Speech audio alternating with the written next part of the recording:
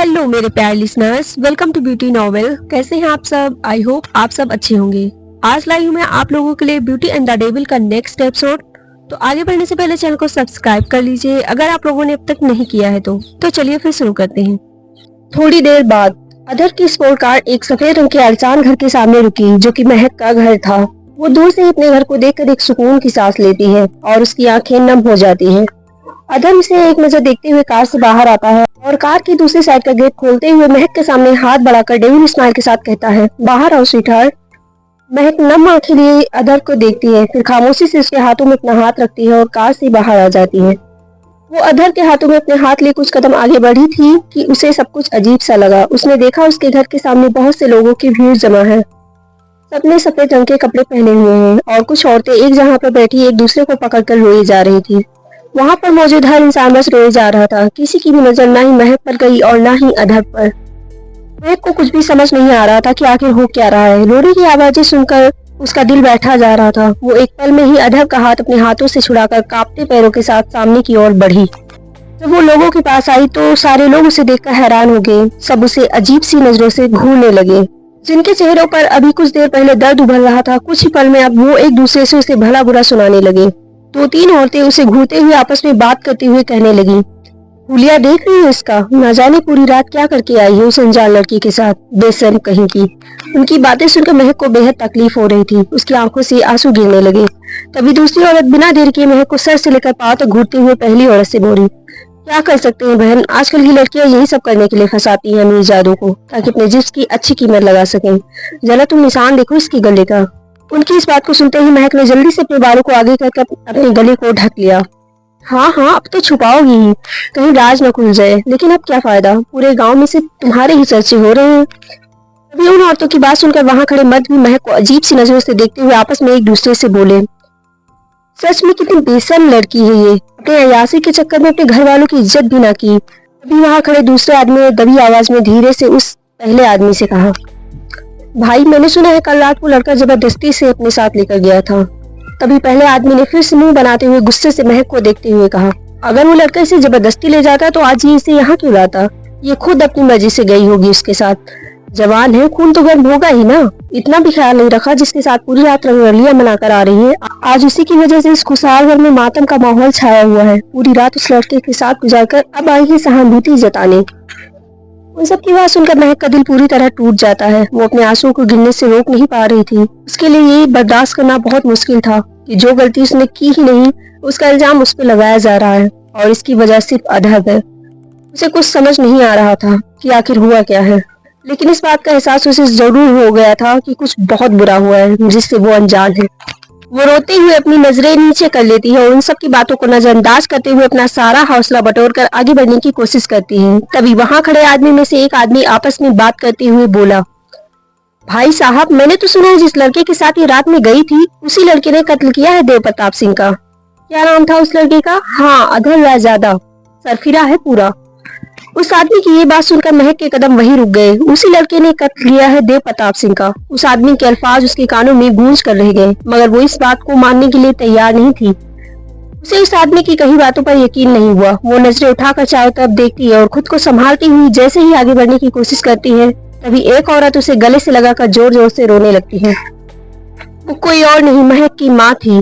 महक हैरानी से उन्हें खुद से दूर करते हुए उनका हाथ पकड़कर कहती है, माँ आप रो क्यों रही हो? महक की हिम्मत अब जवाब दे रही थी। उसका दिल बेचैनी से बैठा जा रहा था। आप कुछ बोल क्यों नहीं रही हो माँ? प्लीज हमें बताएं क्या हुआ है। वो महक की बातों पर रोते हुए उससे कहती है, हम बर्बाद हो गए हैं महक, सब कुछ खत्म हो गया। इस घर में खुशियां आने से पहले उन खुशियों को आग लग गई।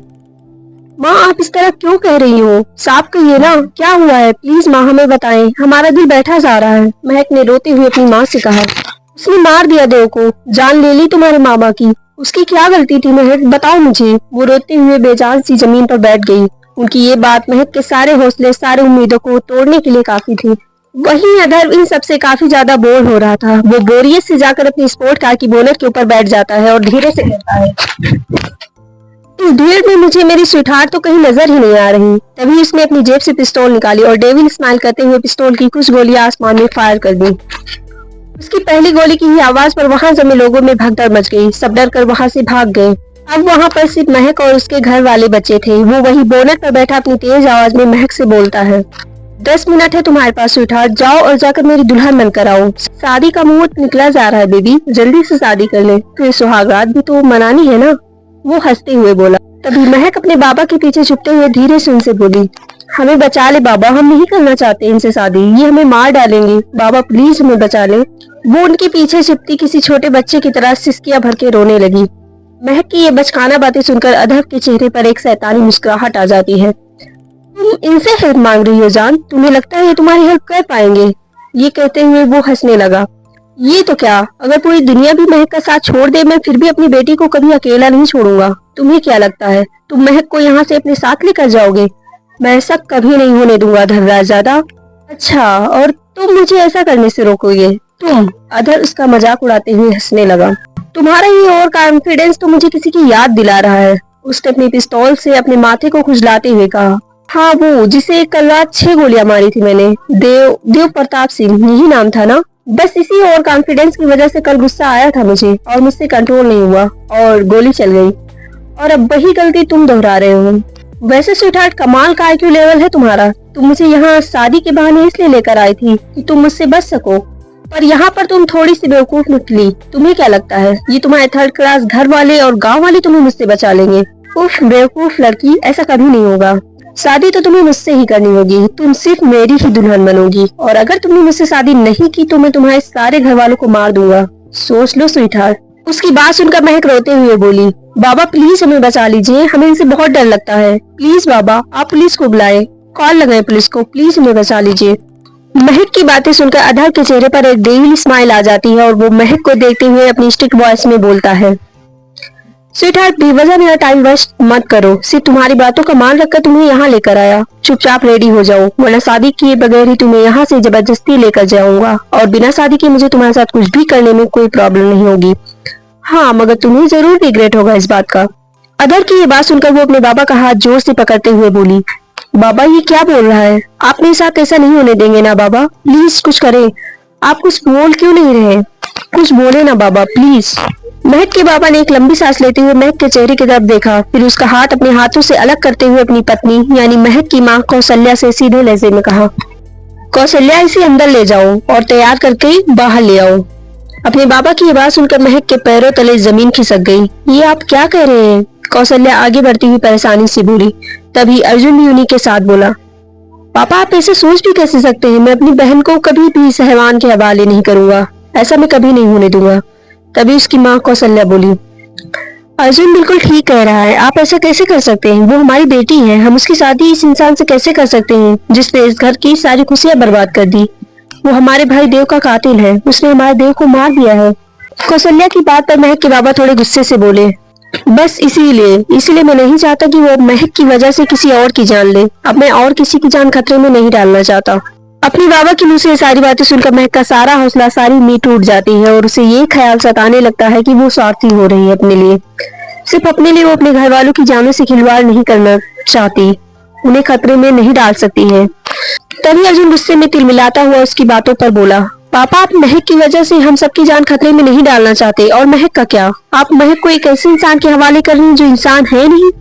अगर उसने महक को कुछ कर दिया तो मैं आपको बता रहा हूँ पापा, अगर महक को कुछ भी हुआ ना तो मैं आपको और अपने आप को कभी माफ नहीं करूंगा। तभी महक के बाबा बोले, कुछ भी नहीं होगा महक को, वो महक से शादी करना चाहता है और उसे अपनी बीवी बनाना चाहता है। अगर उसे महक को नुकसान ही पहुंचाना होता तो अब तक कर चुका होता, लेकिन उसने महक को कुछ नहीं किया, बल्कि उसकी बातों को मानकर उसे अपने साथ यहाँ लेकर आया। उनकी बातें सुनकर अधर ने डेविल स्माइल करते हुए कहा, पहली बार कोई मेरी शराफत की तारीफ कर रहा है, वेरी नाइस। क्या मैं वाकई इतना शरीफ हूँ? वो खुद से ही कहते हुए हंसने लगा। तभी अर्जुन या कौशल्या कुछ कहते इससे पहले महक के बाबा ने कहा, महक को अंदर लेके जाओ और तैयार करके बाहर ले आओ। अर्जुन पैर पटकता हुआ दीवार पर अपना हाथ जोर से मारता है। वहीं कौशल्या खून की घूंट पीते हुए दबे मन से महक को लेकर कमरे में चली गई, और अब तो महक ने भी अधर को अपनी कभी न बदलने वाली तकदीर मान लिया था।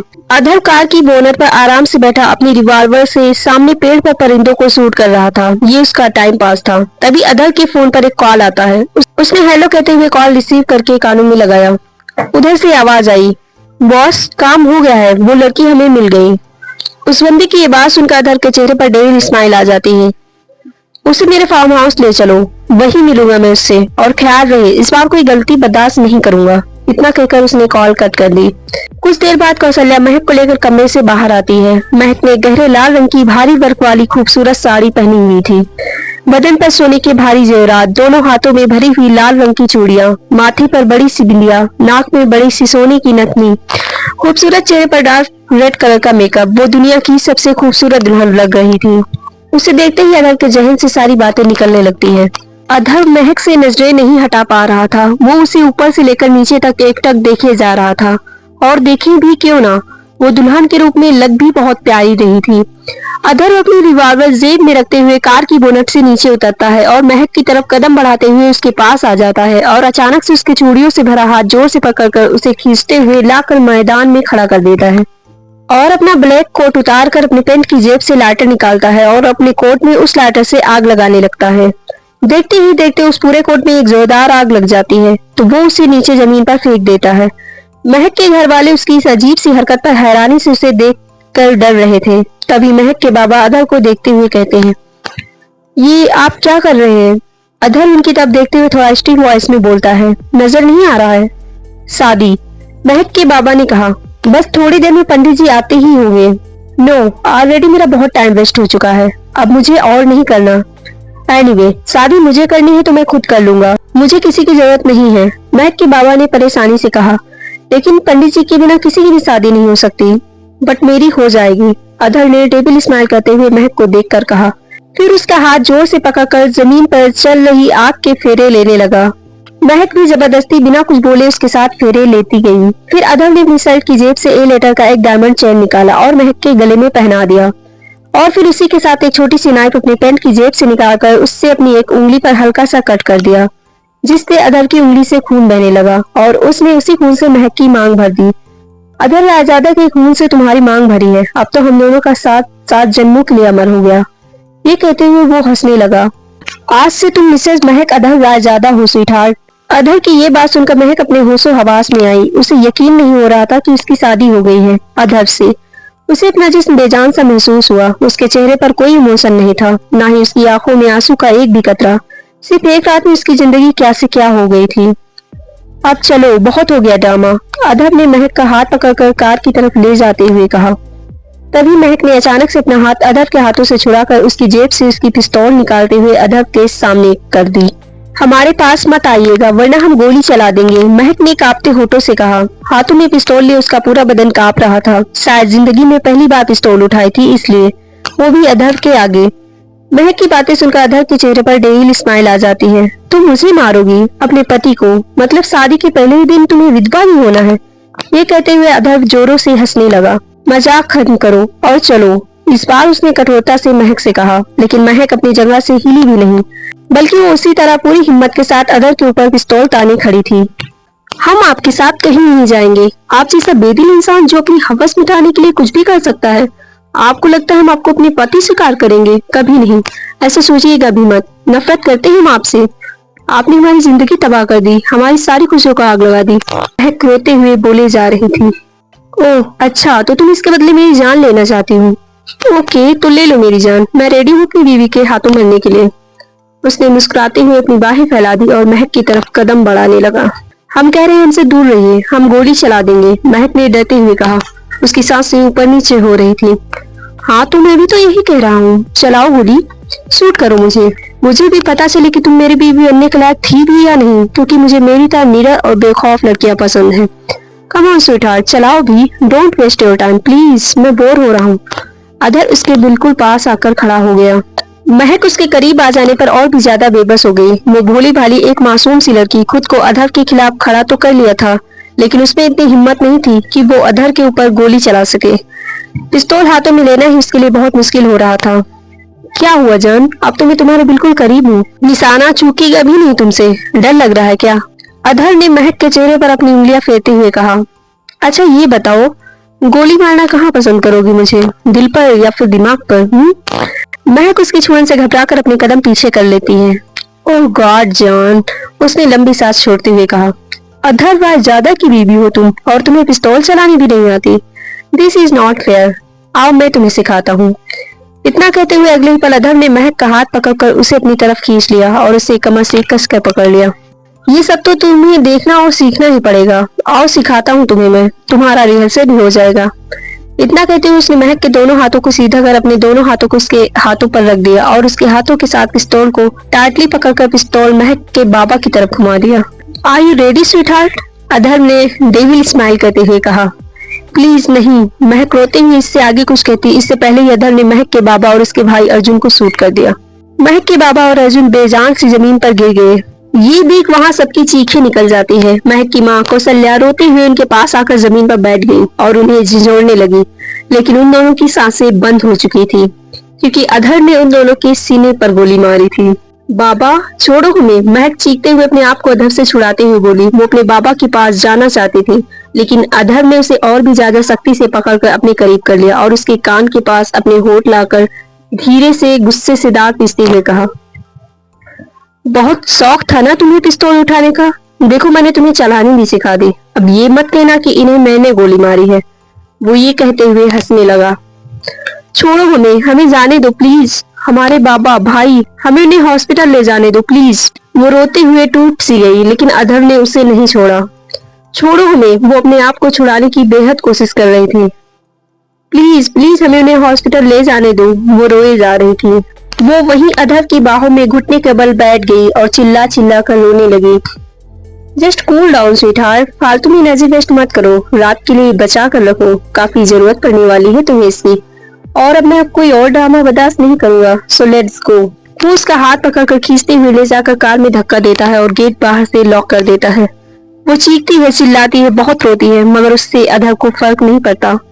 उसने महक को उन्हें हॉस्पिटल ले जाना तो बहुत दूर की बात, उनके करीब भी नहीं जाने दिया।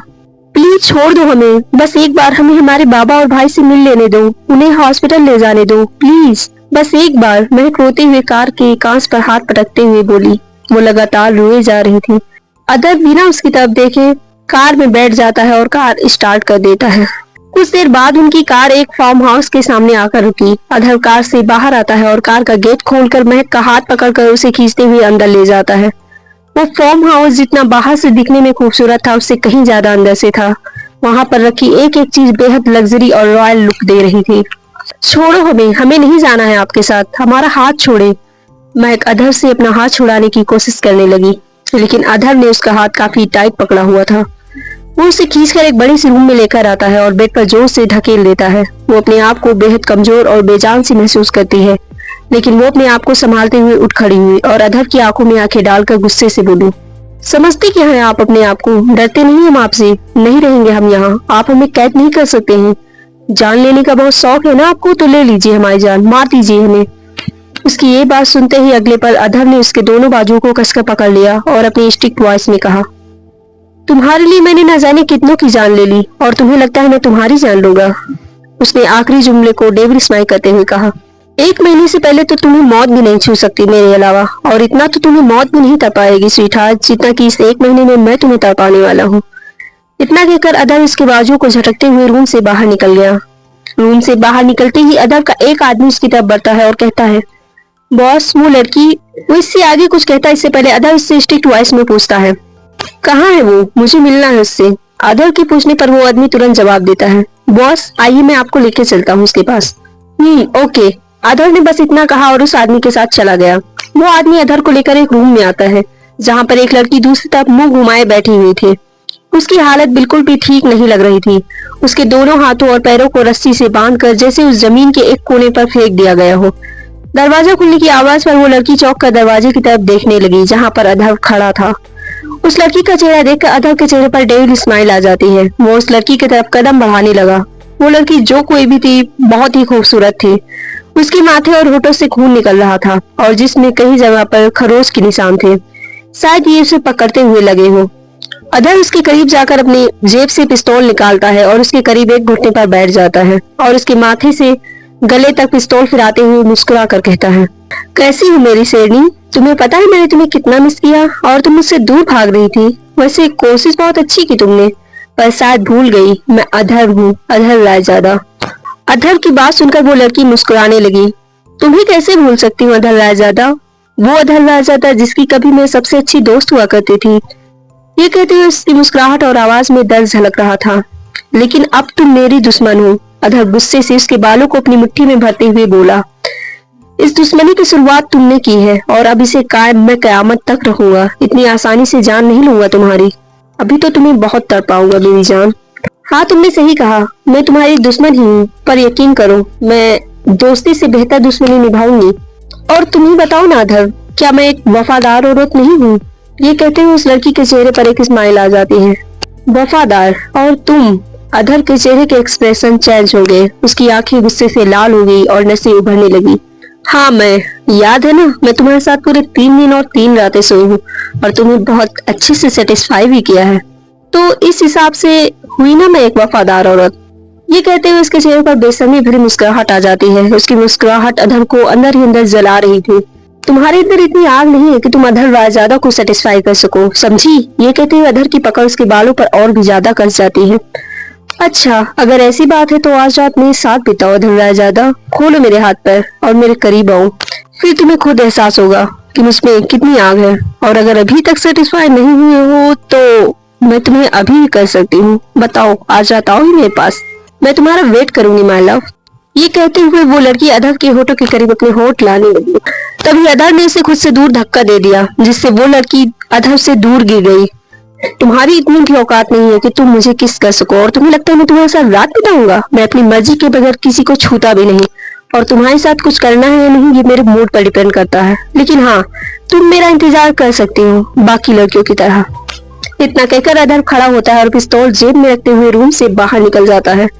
वो लड़की उसे जाते हुए देख रही थी। उसकी आंखों में गुस्से से आंसू भरे हुए थे। तभी उसकी नजरों के सामने अधर के साथ गुजारे हुए कुछ पल याद आने लगे। कितनी खूबसूरत थी वो शाम।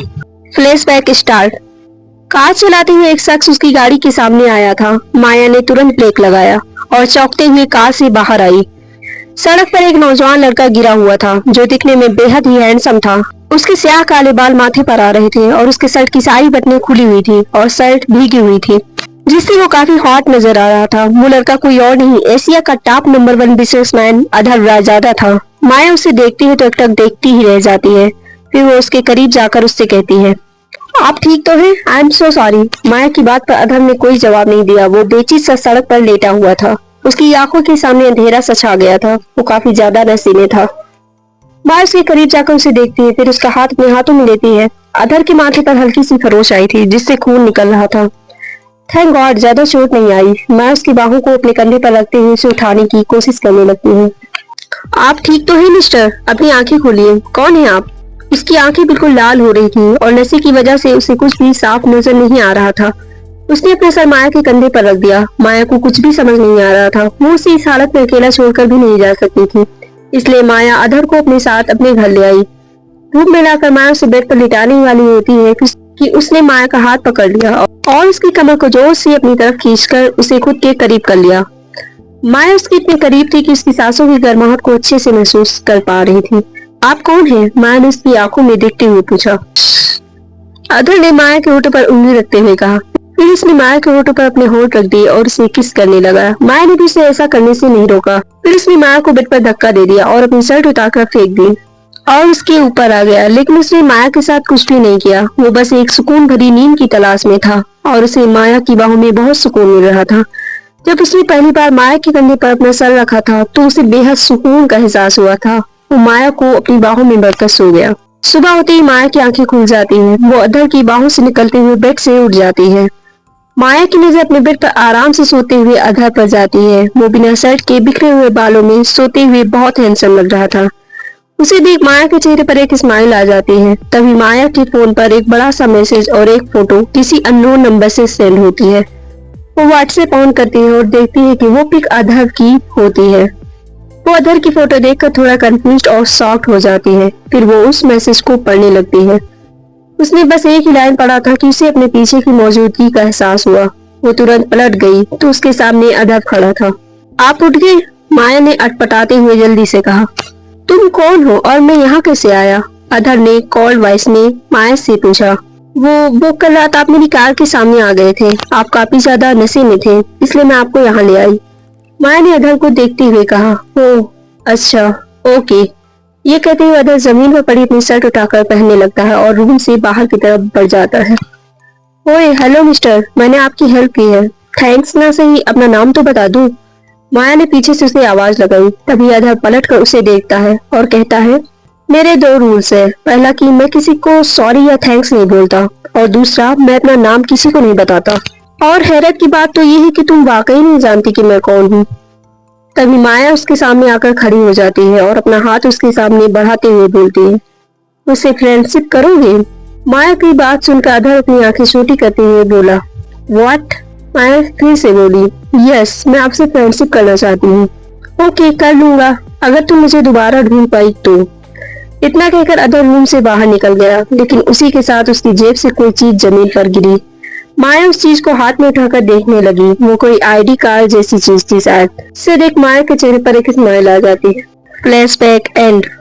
अधर माया के पास से सीधा उस रूम में जाता है जहाँ पर महक थी। वो रूम का दरवाजा खोलता है और अंदर आ जाता है, जहाँ पर महक खिड़की के किनारे चुपचाप सी खड़ी थी। अधर उसके करीब आकर उसके कानों के पास होठ रखकर प्यार से कहता है, तुम मेरा इंतजार कर रही थी ना? महक चौंक कर कदम पीछे हटा लेती है तो अधर मुस्कुराने लगता है।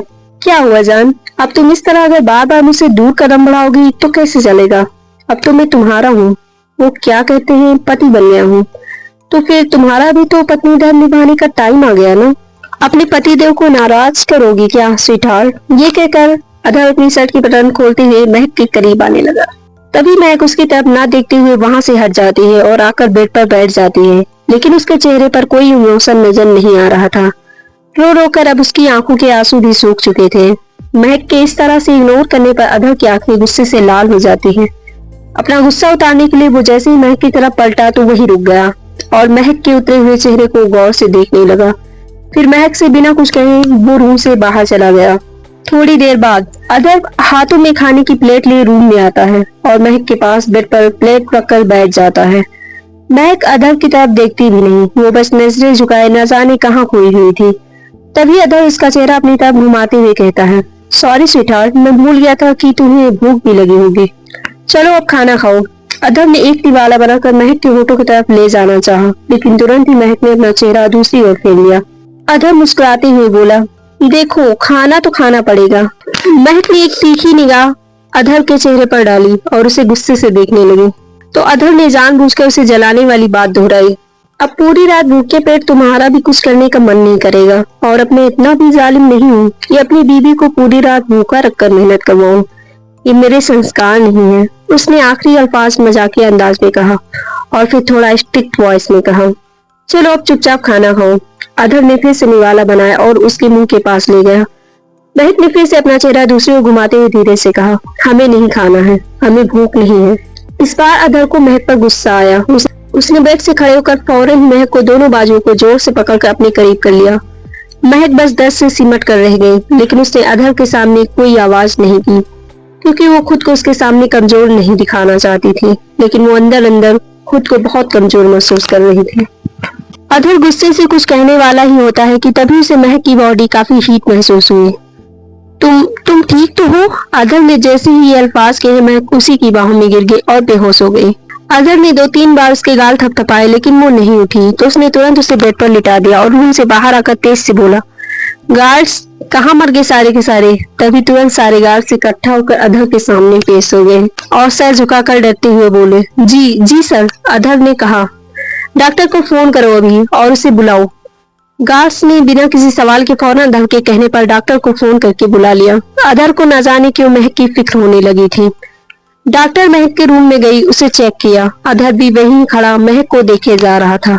डॉक्टर बेड से उठकर अधर के पास आकर बोली, देखिए इन्हें काफी हाई फीवर था और मैंने इन्हें इंजेक्शन दे दिया है, लेकिन अभी फीवर कम होने में थोड़ा समय लगेगा। ये इस वक्त बहुत ज्यादा कमजोर लग रही है मुझे, और इनकी इतनी सारी ज्वेलरी इन्हें और भी ज्यादा अनकंफर्टेबल फील करा रहे हैं। प्लीज इन्हें कोई सिंपल सा ड्रेस पहना दे जिससे इन्हें बेटर फील होगा। ओके, अब मैं चलती हूँ। इतना कहकर वो डॉक्टर रूम से बाहर निकल गई। अधर महक के पास आकर खड़ा हो गया और उसे देखने लगा। क्या हो तुम मुझे अब खुद की फिक्र करने पर मजबूर करने लगी हो। तुम बहुत मासूम हो और मैं उतना ही बेरहम। इस 1 महीने की आज ये हमारी पहली रात है और आज ही तुम्हारा ये हाल हो गया। मैं डरता हूँ कहीं मैं तुम्हारी जान न ले लूं। तुम्हारी ये हिम्मत, ये हौसला, ये कॉन्फिडेंस मुझे इरिटेट करता है। बस तुम्हारा यही कॉन्फिडेंस तोड़ना है मुझे इस 1 महीने में। फिर तुम्हें मैं इस तरह छोड़ दूंगा कि कभी पलट कर भी नहीं देखूंगा तुम्हें। मिस महक प्रताप सिंह। अधर महक को बड़े ही डार्क इमोशन में देखते हुए अपने मन में ये सारी बातें दोहरा रहा था। फिर वो इन सारी बातों को अपने दिल में उतारते हुए अपनी आंखें आराम से बंद कर लेता है और एक गहरी सांस लेता है और फिर अपनी आंखें खोलकर खामोशी से महक के करीब बैठ जाता है और उसकी ज्वेलरी उतारने लगता है, सिवाय उसके गले के मंगलसूत्र के। वो सारी ज्वेलरी उतार देता है। फिर उसे महक के कपड़े भी बदलने थे, लेकिन ये काम करना उसे बिल्कुल अच्छा नहीं लग रहा था, लेकिन करना जरूरी था। अधर ने कुछ सोचा, फिर बेड से उठ गया। रूम की अलमीरा से उसने एक हॉट मैरून कलर की नाइटी निकाली जो कि पूरी तरह सीलेस थी। मीरा में रखी हर ड्रेस एक से बढ़कर एक हॉट और सेक्सी थी। उसने बिना देखे जल्दी से वो नाइटी ली और उसे बेड के साइड पर रख दिया और फिर एक काली पट्टी ढूंढकर उसे अपनी आंखों पर कसकर बांध दिया, जिससे उसे कुछ भी दिखाई नहीं दे रहा था। और फिर वो महक के कपड़े बदलने लगा। धीरे धीरे उसने महक के सारे कपड़े उतार दिए और नाइटी पहनाने लगा। अगर भले ही महक के बदन को आंखों से नहीं देख रहा था, मगर इसके बदन की छुअन का एहसास उसे पूरी तरह हो रहा था। हालांकि उसका इस वक्त ऐसा कोई इरादा नहीं था, क्योंकि वो महक को तकलीफ नहीं देना चाहता था, वो भी बुखार की हालत में। उसने जल्दी से उसे नाइटी पहनाई और अब उसने अपनी आंखों से पट्टी हटाई थी। वो महक के चेहरे को एक नजर देखता है, फिर बिना किसी इमोशन के वो बेड से खड़ा हो जाता है और फिर अपनी शर्ट उतारकर रूम की सारी लाइट्स ऑफ कर देता है और वो महक के बगल बेड पर लेट जाता है, लेकिन वो उसकी बेड पर से काफी दूरी पर था। उसने अब आंखें बंद की और फिर कुछ टाइम में उसे नींद आ गई, लेकिन वो नींद में सोते सोते महक के बिल्कुल करीब था। उसे खुद पर कोई इख्तियार नहीं था। उसने महक की बाहों में अपनी बाहें भर ली और फिर उसके पैरों पर पैर रख दिए। सुबह का वक्त। महक गहरी नींद में ही करवट बदलने को हुई, लेकिन वो कर नहीं पाई क्योंकि अधर ने उसे अपनी बाहों में कसकर जकड़ा हुआ था। वो बार बार हिलने की कोशिश करती है तो उसकी आंखें खुल जाती है। वो अधर को अपने बगल देखकर हैरान रह जाती है और चौंक कर तुरंत उठकर बैठ जाती है। अधर का हाथ उसकी गोद में होता है। वो उसके हाथों को अपने ऊपर से हटाती फिर बेड से उतर जाती है। जब उसने अपने कपड़े पर गौर किया तो वो परेशान हो गई। ये हमारे कपड़े कैसे बदले हैं? उसे हैरानी भरी नजरों से अधर को देखा, जो कि बड़े ही इत्मीनान से इस वक्त सो रहा था। महक अपना सर पकड़कर वापस से बेड पर बैठ जाती है। खुद पर इस तरह के आधे अधूरे कपड़े देखकर उसे खुद से शर्म आ गई। ये सोचकर ही उसकी जान निकल रही थी कि वो पूरी रात इन्हीं कपड़ों में अधर के सामने थी। और सबसे बड़ी बात यह कि उसी ने उसे ये कपड़े पहनाए हैं। न जाने क्या चाहते हैं ये हमसे। रात को क्या हुआ था, पता नहीं इन्होंने क्या क्या किया हो हमारे साथ। हमें कुछ याद क्यों नहीं आ रहा। उसके सर में काफी ज्यादा दर्द था। वो सर पकड़कर बैठ गई। अब तो यही मेरी तकदीर है, मैं कर भी क्या सकती हूँ। आखिर वो मेरा पति है, उसे कुछ करने से रोक भी नहीं सकती, क्योंकि अधर ने मेरी शर्त के मुताबिक मुझसे शादी की है और वो मुझे यहाँ लेकर आया है। ये सब सोचते हुए वो बाथरूम की तरफ चल दी। वो खुद को पहले से काफी कमजोर महसूस कर रही थी और उसे काफी ज्यादा चक्कर भी आ रहे थे। जैसे तैसे करके वो बाथरूम के अंदर जाती है और कुछ देर बाद नहाकर अपने कपड़े बदलकर बाथरूम से बाहर। उसने लाल रंग की प्लेन साड़ी पहनी हुई थी जिसमें बहुत खूबसूरत लग रही थी। रूम में आते ही उसकी नजर फिर से अधर के ऊपर जाती है। अधर बिल्कुल उसी तरह गहरी नींद में सो रहा था। हालांकि नींद की हालत में भी लोगों की खबर रखने की उसे आदत थी और उसकी नजरों से कोई बच नहीं सकता था। लेकिन आज महक कब उसके बगल से उठकर चली गई उसे जरा भी खबर नहीं हो, जैसे कि वो किसी ख्वाब को जी रहा हो और उसे कुछ खबर ना हो। और सुकून की नींद तो उसे आज आनी ही थी, क्योंकि वो अपनी जिद को जीत जो लाया था बीवी बनाकर। अदर बिना शर्ट पहने ही सो रहा था, जो कि उसकी हमेशा की आदत थी। वो कभी भी शर्ट या टी शर्ट पहनकर नहीं सोता था। महक उसे देख शर्म से नजरें झुका लेती है और उसे दोबारा न देखते हुए आईने के सामने जाकर खड़ी हो जाती है। उसकी तकलीफ और बेबसी उसके चेहरे और आंखों में साफ झलक रही थी, लेकिन ये तकलीफ और बेबसी वो अधर को नहीं दिखाना चाहती थी। इसलिए उसने फटाफट अपने आंसू साफ किए और मेकअप करने लगी। सबसे पहले उसने सामने रखी लिपस्टिक में से एक डार्क रेड कलर की लिपस्टिक उठाई और उसे अपने होठों पर खूब डार्क करके लगा लिया। फिर उसने काजल लगाया और भर भर के लाल रंग का चूड़ा पहन लिया। उससे रोना आ रहा था अपनी तकदीर पर, लेकिन अब वो रोना नहीं चाहती थी, क्योंकि वो समझ चुकी थी कि अब मौत ही उसे अधर से जुदा कर सकती है और वो उसे मरने भी नहीं देगा। वो आज बहुत ही खूबसूरत लग रही थी, बिल्कुल अधर राजजादा की बीवी। उसे खुद भी नहीं पता था कि वो इतना तैयार किसके लिए हुई है, जिससे वो बेइंतहा नफरत करती है उसके लिए। उसे काफी घबराहट हो रही थी रूम में, इसलिए वो अधर को सोता हुआ देखकर रूम से बाहर निकल जाती है। रूम से बाहर आकर उसने थोड़ा चैन की सांस ली। उसका दिमाग इन सारी चीजों से शांत हो गया।